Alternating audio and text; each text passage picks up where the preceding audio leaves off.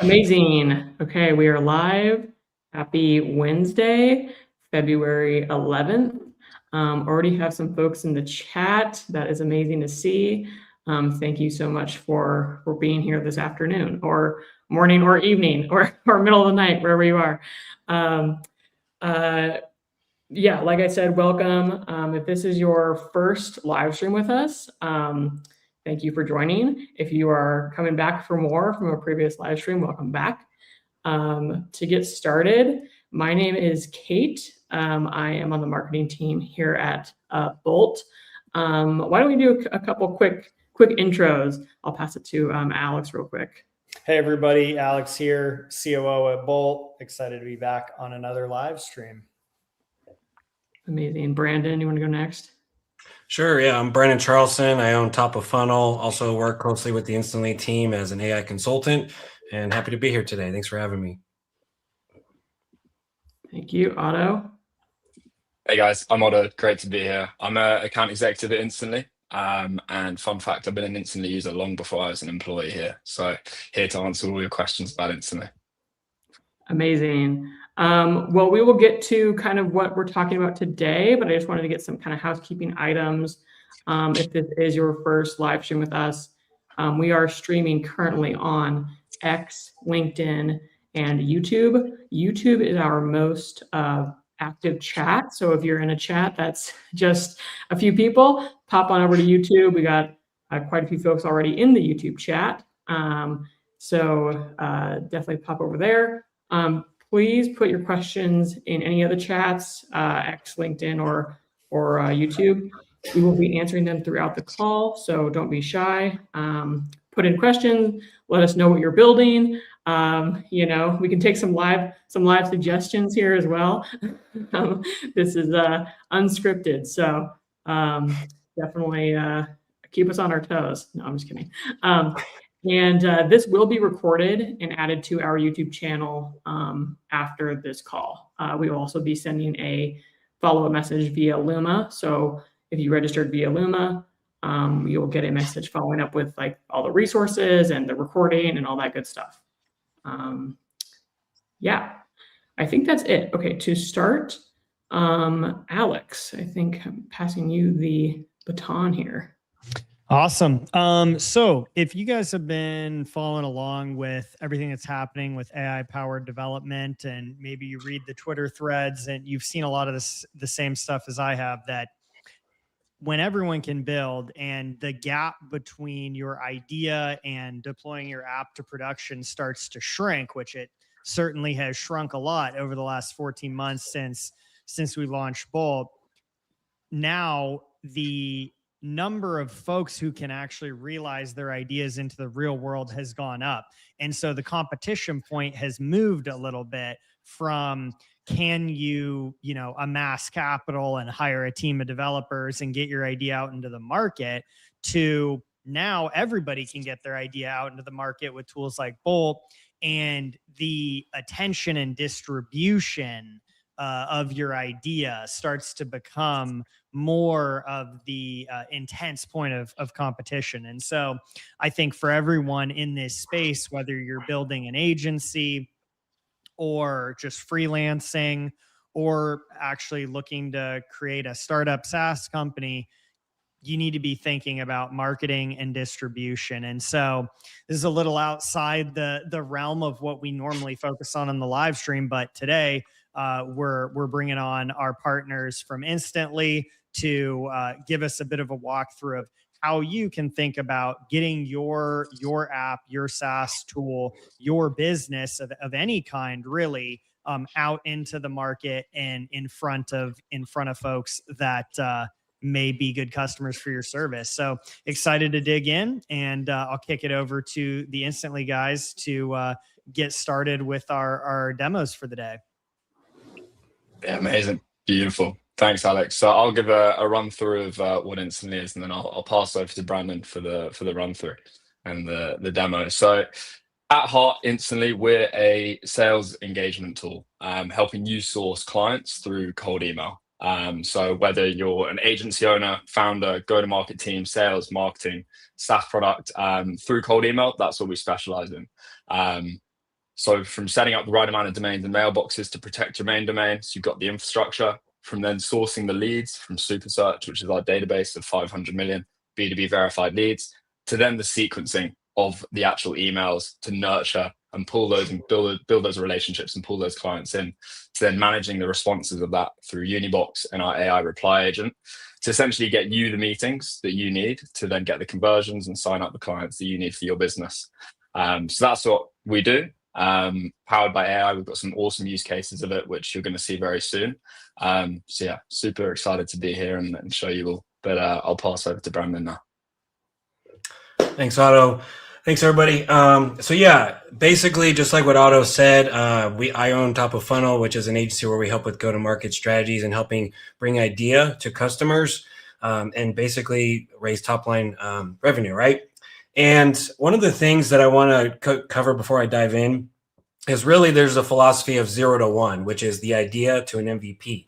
And a lot of times, that's obviously the barrier has gotten much lower where you can just deploy agents all over to actually do the coding and the heavy lifting. And then once you get this nice product, you get the Stripe integration, you're ready to accept payments. The next piece of that is, so you have the 0 to 1. Now it's the 1 to 100x where you want to go in hyper growth mode, start to getting out to the masses to actually tell people about your solution, right?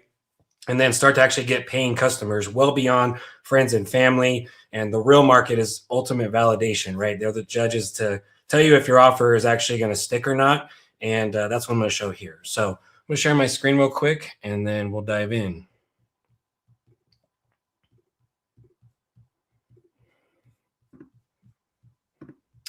All right. Am I good to go? Share the screen? Yep. Perfect. All right. So firstly, I wanted to make this as raw and authentic as possible. So again, this is not scripted. So if I do see a bug or whatever, that's just the way it goes, right? You got to squash bugs. There's always seems to be edge cases that always pop up. But I did build this actually while I was watching the Super Bowl. Seahawks won. It's all good. For those Patriot fans, sorry it didn't work out. But I literally built this over the weekend, and then I launched the campaign on Monday. We actually have 2 signups already, so at least it's something, right? But obviously, we're going to need more than that.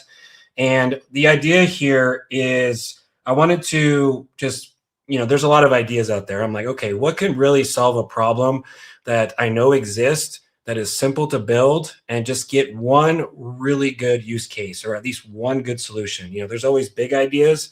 But if you can hunker it down to one specific pain point, validate that, and then evolve and expand on that, I think that's a good start. And that one thing is my wife and I, we've owned several businesses. 2 of those were actually franchises. We owned 2 franchises at the time in Utah when we used to live there. And one of the things that we hated was responding to Google reviews. And actually, I found out it was like 70 to 80% of people don't actually take the time to respond to Google reviews. And not only that, but if you're responding to negative reviews, it can actually become a bit cumbersome and always saying you're sorry and like, we'll make it right. The customer is always right, as they say. But it could be just kind of blah, right? So I thought of like, what if I just make a tool that's AI powered and it could be really good and just save a little bit of time for business owners to actually execute and move on and do it at a fraction of the price, right? So the biggest thing here is saving them time on that aspect. And the other thing that I'd like to nail on is there's really only 3 offers. My good buddy Eric Noslowski talked about this, but there's really only 3 things that B2B do transactions on any offer. It's either to save time, save money, or make more money. So if you can ask yourself, what solution do you bring to B2B? What of those 3 things can you nail down very, very good? Then you're probably going to have an offer that's going to stick, right? So the biggest thing here is saving time and brain cycles and all that fun stuff.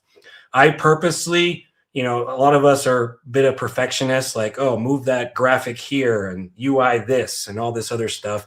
I purposely held back on doing that just to go straight vibe of not necessarily one shot, but like just get it where it needs to be shippable. So to me, this is very vibe coded. I mean, you can pretty much spot when something is vibe coded nowadays, right? You got all the touchy stuff. And then one other thing too that I think is important is if you notice, there's a lot of companies, including Bolt, where you have an interactive landing page. So websites are typically just a landing page. It's like a brochure of this is what we do. This is everything. Sign up, get a free trial, all that kind of stuff. But to actually toy with it was something that I thought, okay, why don't just people toy with it? That way, when I do my outreach, I could just say, hey, no sign up required, no credit card. Just try it out and just see if it works, right? And then we can see if they're actually going to sign up and then try the platform. So very basic landing page. I went down and hooked everything up, got the contact, got privacy terms, all the usual stuff, right? And then diving into the platform, again, very simple. I made a dashboard, response history. You have your brand voice. So I just said Brandon's Deli, bacon. Who doesn't love bacon? So I said our bacon is top notch. We have settings, all these things, right? And then I did a contact support. So it pops up. And then on the back end, I made, instead of sending me an email, which will obviously go in my inbox and get flooded, I had this actually send a webhook to my Slack. So that way I can instantly know when something comes in. So setting up those kind of back end stuff is in my opinion, very necessary too. So on the stage here, but let's just say that terrible food won't go back. My chicken wasn't cooked all the way.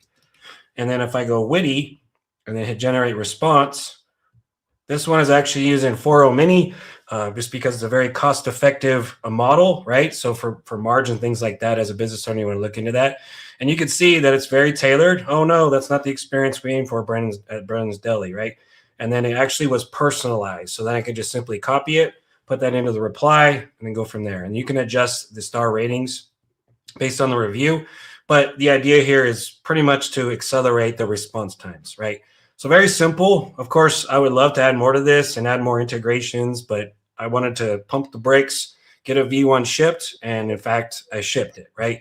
So I have see that, certainly people can get caught up in the minutia, and especially when you're doing a demo, got to get it out the door. I got to ask, given that we're an AI company, I know a lot of people in the chat are model aficionados themselves.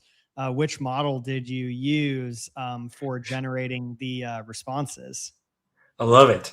Well, 4.6 Opus came out, Friday? And I said, all right, well, let's go. So I actually started off, I'm glad you asked that.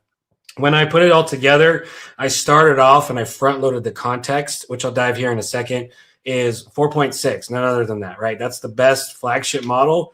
You got to go heavy. You want the big dog to scaffold it out, get everything lined out. And then I switched to Sonnet 4.5 to actually execute everything. And if I was running into bugs or any little stuff, sometimes I would hop back to Opus to actually ingest it, look at the code base a little bit more, fix it, iterate, and then move forward. So yeah, I've been building a lot with Opus and been pretty impressed with it. Like, it can get stuff done where on a lot of these live streams in the past, right, before Opus 4.5 came out, I'd tell people, make sure you break down your request into very small bite-sized pieces, have it build it, validate that it works.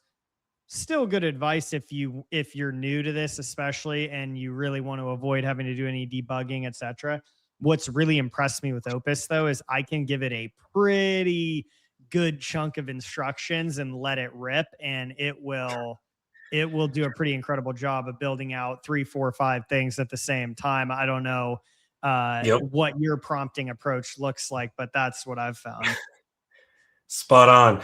Yeah. So one of the things that I like to just do, I feel like it's just engraved in my brain now, but when I introduced AI even to my dad, we both come from military, Air Force specifically. So everything's abbreviations, but I talked about role task output and he's like, RTO. I'm like, that's actually not bad. I'll think about it. Right. So then I talk about always give it the role. You are a whatever, right? Give it the task. So the task is I want you to do this, this, and this. And then in that task, you want to break it down step 1, step 2, step 3. You also want to give it specific examples that are good. Give it examples that are not good. Don't do this, right? Break down the task because that's really the meat. And obviously you're going to be in the task of feedback loop, etc. And then controlling the output as well. And we do a lot of this even in lead generation where you're controlling the narrative on what you want it to output specific to that. So RTO is one of the things that stuck with me. And I usually like to tell people just to remember to always set the role, define the task, good and bad, and then the output. So yeah, moving on. One of the things is, so yeah, this is done. It's a shippable product. So what's next? Well, I got Stripe. I need to get some customers, right? And my family is pretty large, but I can't always tell them like, hey, you should sign up and pay, because then that comes out of my bank, right? I want new customers. So if one thing that, if you go back into Bolt, if you go down to this, the code base here, one of the things that we were talking about doing is actually just to generate a markdown file where you can store it in the code base. And all I did was I just, basically the Bolt agent has all the context already. It has the code base, and it knows.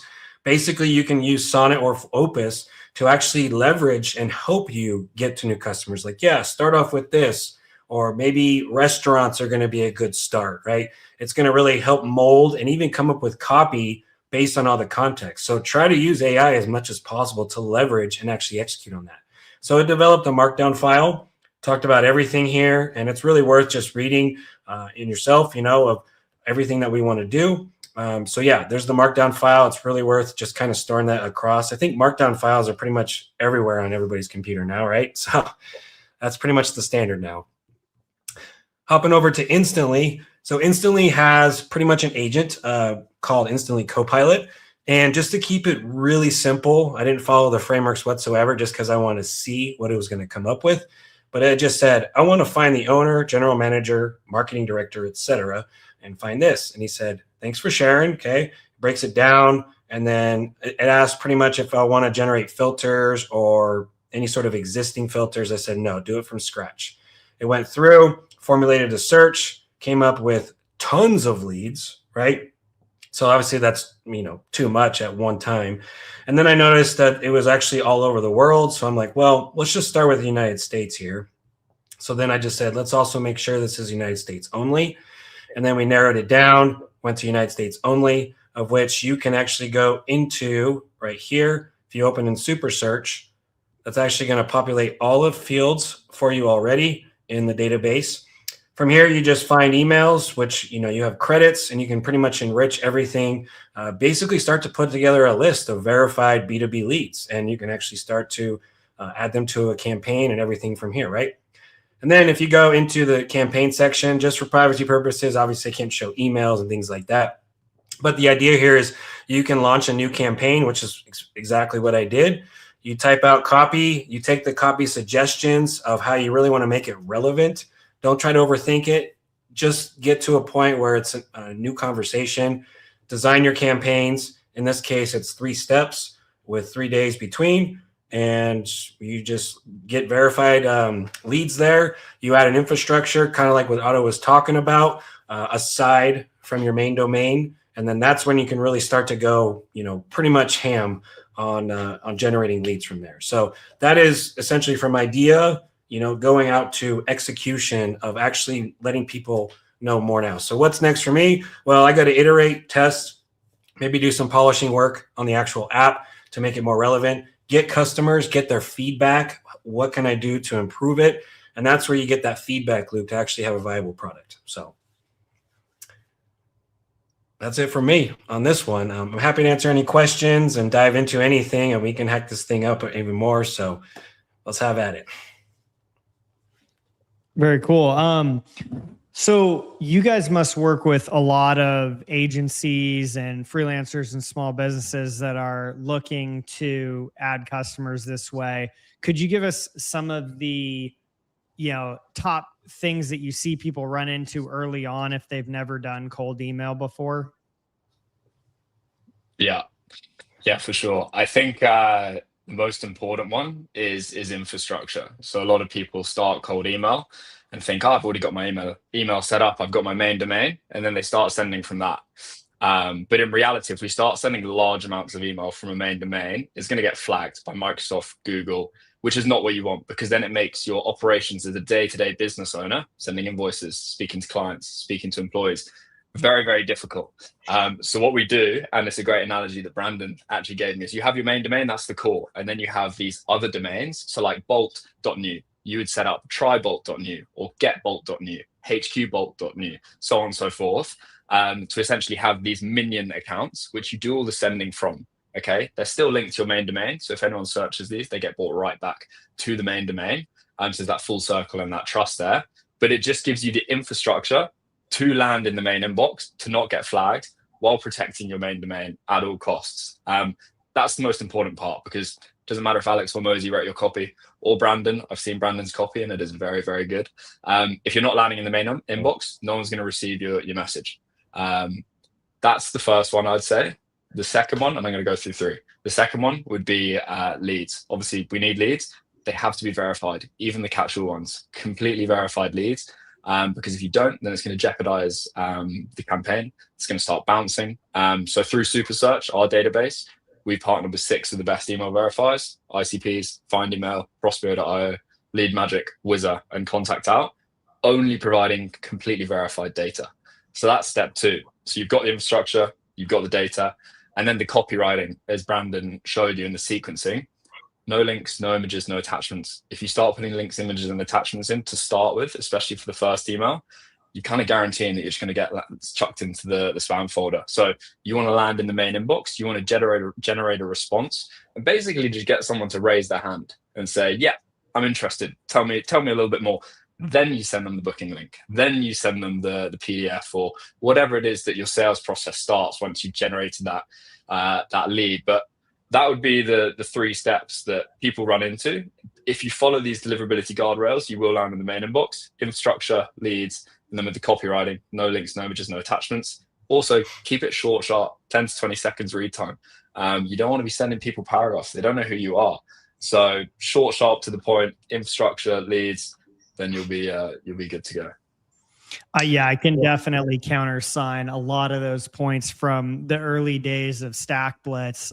We were doing cold outbound for our code editor in the browser product, and certainly, being all fired up about the product, you sit in there, you want to write the email with all the reasons why the product's so powerful, all the things it can do, and it turns out something you can read in 20 seconds just wins every time. There's no amount of information you can put in the email that overcomes just a simple, to the point email that gets the user to just ask themselves the question, that's kind of interesting. I wonder if that could help me. And the odds you get somebody to read for 3, 4, 5 minutes off sending them a cold email are pretty much near zero. Yeah, it's so important. One more thing I'd add as well is we go through all this effort for copywriting, set up leads, and then we start sending, and then we're starting to generate positive responses. That is sometimes when people take their foot off the pedal. You want to man your Unibox, your inbox, like a gold mine. And I think that's what's going to set successful teams and unsuccessful teams apart in 2026. Like, once we get the responses, let's reply with urgency. Let's get back to people as quickly as possible, because that's going to generate those meetings. That's going to generate the conversions, build the trust. So that's also a really, really important one to think about. Totally agree. And I think there's a lot of strong data behind, like, time to lead, how long it takes you to get back to the lead is really important. It makes sense because, oftentimes when I need something, I'm reaching out to a few companies, right? And I'd like to think that I'm a pretty, sophisticated buyer, but at the end of the day, I can't make a sophisticated decision about your product if I'm already talking to 2 other people and, you're not going to enter the consideration mix. So I think that's absolutely very important as well. Yeah, definitely. We got a few questions from the chat here. How does Instantly tackle regulations in the EU around leads and email? I know that EU loves to slap on different privacy rules and regulations that we don't have over here in the States. So curious if that's something you guys run into and how you handle that. Yeah, for sure. Great question. We're completely GDPR compliant. We've got our DPAs, all the privacy terms and everything like that. So yeah, it's obviously a very important topic and something that we need to navigate very carefully. But we ensure that everything we do is completely in line with the rules and the regulations. What I'll do actually, instead of me running you through it all, because there's a lot of it. No, let's read all the legal Should we- terms. I actually think we should do it out Yeah. loud. Yeah, but because it's a very common question that I get a lot of the time. So what I've actually got is all the information, the documents, and the certifications that maybe we can link through after this, so that anyone who's worried about that sort of stuff, I can send it through, and then they can have it all there. It'll be like those medicine commercials that are like, your symptoms are boop, boop, boop, boop, boop, boop. Yeah, exactly. Awesome. So I think I see a question in the chat that raised a good question for me. I don't know if you, well, okay, I'm gonna pop the question up. Show us a campaign that got 5% response rate. I don't know if you're able to share your customers' campaigns, but it did raise a good question for me. I don't know that I ever got a 5% response rate on any of the campaigns that I used for cold outreach back in the day. Like, it is cold outreach, right? It is a bit of a numbers game. I think maybe over a really small sample size of like leads that I hand picked myself at like a specific few companies I was targeting, where it was like, these are the decision makers. I know they work on the exact team that I'm trying to sell to. And I'm referencing the name of someone else at the company that I previously, spoken to. Maybe I get up into the, 5 to 7 or 8% response rate. From what I recall, it's been a few years since I ran these campaigns, but raise the question of like, what does success look like? Because obviously, cold email it can be a grind from my experience, and you need to stick with it, but you need to know if what success looks like. Otherwise, you might think you're failing when you're actually succeeding. So can you help us understand like what we're looking for signs that like our deliverability is good and our open rate and response rate is good? Because if you've never done cold email before, trust me, what you're thinking is good is not actually what good looks like. So you don't want to give up too early. Yeah, for sure. I mean, like, typically across the industry, the industry average is a 1% reply rate. But in terms of making sure that you're doing it correctly, like, in Instantly, once you set up the domains and mailboxes, there's a 2 to 3 week warm-up period. In that, you have a health score on your email, and it will warm them up. Day 1 email, day 2 emails, and you can see if the emails are landing in the main inbox or in spam. So you have a complete, accurate sort of health score on the email. We've also got a feature called inbox placement, where you can make sure your email is landing in the main inbox. And then once you then hit send, it's just monitoring it, okay, making sure that you have full oversight on it all times, and that essentially you're manning the inbox as a goldmine. Like, all responses is a good response, essentially. Like, negative, positive, especially for what we're talking about here, people vibe coding a platform and then starting to get their first users. There's a bit of validation in there as well, and you're going to get some raw, hard feedback, positive, negative, that can then shape the platform moving into the future. No one gets it right straight away. So essentially, there's a big piece of sort of persistence there, and making sure that you're following the deliverability guardrails. But then, your Unibox is going to tell you if it's working or not, and then getting back to those customers as quickly as possible, essentially. But like, average response rate, 1%. Top instant users, we see getting a 10% response rate. Again, that response rate is going to be very directly tied to your offer. Okay, we need to make sure that we're giving a good offer. And I know we can't share specific emails, but I do have a template. So I've got a template that people can take, and maybe we can send it over after as well, that performed insanely well for us last year. So it's nice, short and sharp. But it essentially goes like this: hey, first name, another brackets, your target persona, just self-implemented, 7 easy changes to their brackets thing you help them do, and got brackets a proportion of the results that you help them achieve. Can I send you the step-by-step process? Super short, super sharp, kind of like, getting people, interested in what's this step-by-step template. Very sort of low intrusive. You're not asking for, hey, can we have 30 minutes straight away? Hey, do you want to jump on a call? Hey, can I have your phone number? Because that people instantly sort of shut off once you do that. It's a sort of very low intrusive, and it works really, really well. So that's a good template for anyone who wanted. Yeah.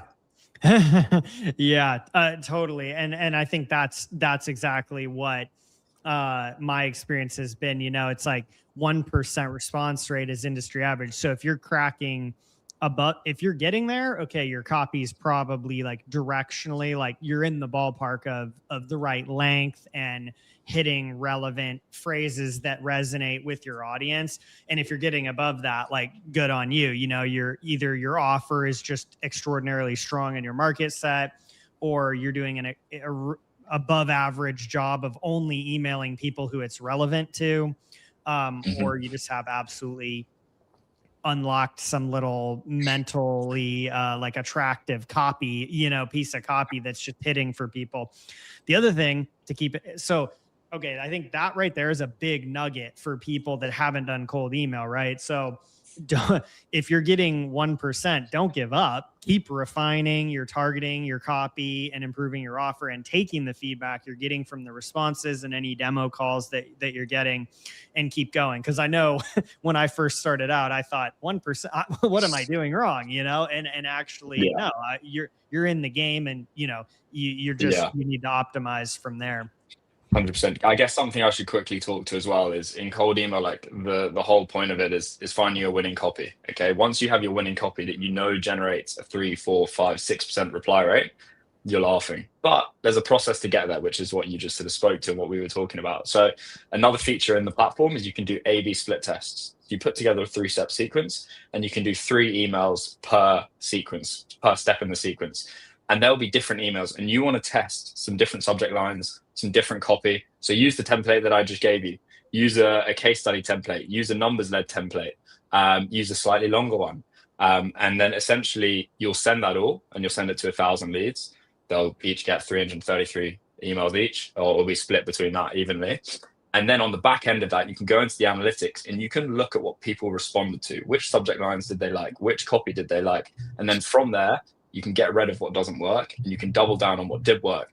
And if you do that month for month for month, I guarantee you will get your winning copy. You will fine tune in on what works for you, your niche, your offer, and you will make cold email work for you. I think that's great advice. When things are working, that is not the time to take your foot off the gas. You still need to be testing and iterating. The other thing is, you're going to have to go back and email some of the same people again, right? After a while. And so, you're always going to be running those A/B tests, even after you've got certain copy and targeting that's really killing it for first time outreach. What about the second touch, right? So you've always got experimentation to be doing. Yeah, for sure. The other thing I would add too, just as one, is don't be boring.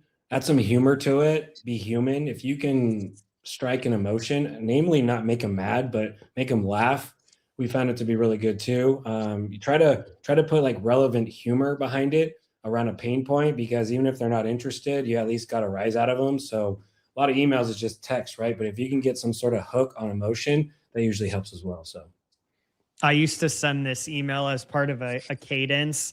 I stole it from somebody else. I don't know who really first came up with it.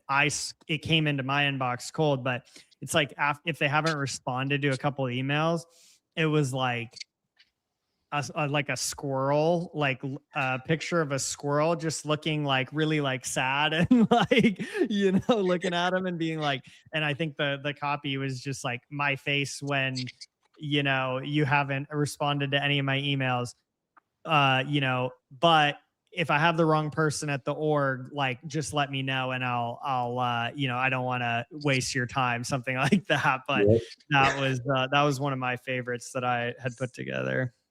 Animal pictures never go wrong. Okay, there's a few more questions here that I think will lead us to our finale. But what is the cost structure of Instantly?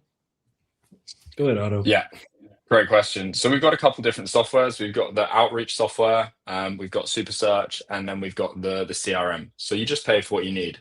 The outreach starts at $47 a month for growth. However, I would recommend hypergrowth. That's $97 a month.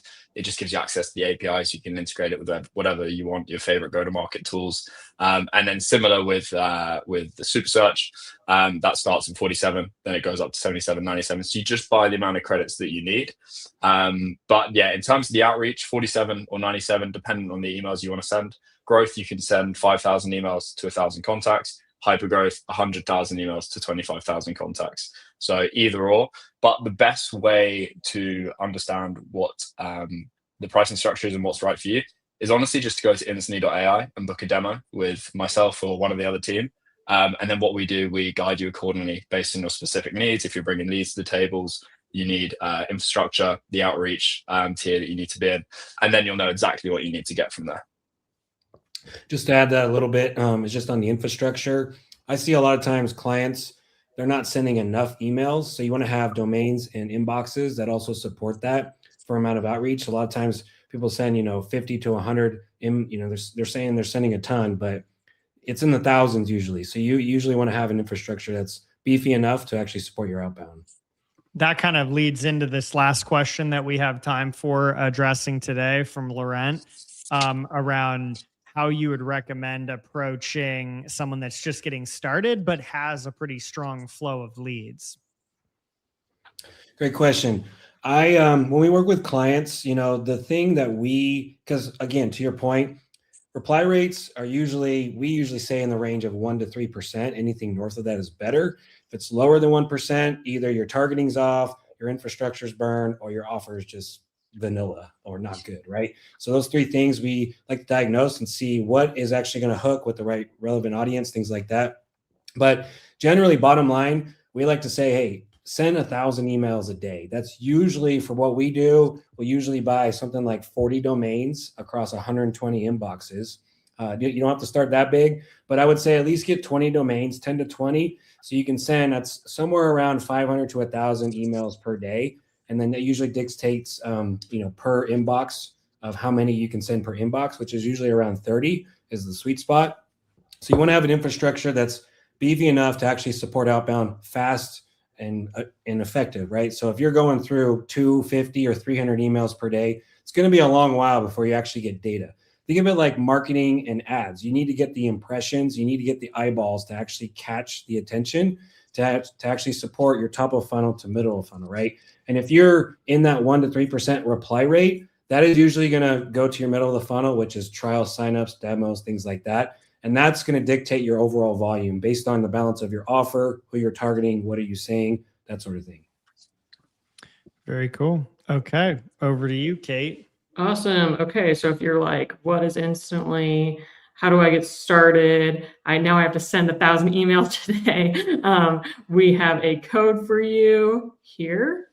This code will get you 50% off the Instantly Hypergrowth Plan, as well as this same code works on Bolt for Bolt Pro 25 or 50. The Instantly code is available till February 18th. So you have some time.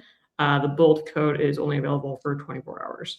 So take a little mental picture there. Like I said, this will be recorded, added to YouTube. I will be sending out a message via Luma as well with the code information as well. So awesome. Thank you so much for joining us today. And we will catch you next time. One more thing, Kate. So everything I talked about, just to add, I did create a resource. Everything I did from the prompts to the frameworks to everything, I did create a resource on our page, which is topfunnel.com. We can put that in the chat, or if you don't mind, Kate, putting that in there. And that also goes to an open source repository that I published, which has all the markdowns, everything you can possibly need.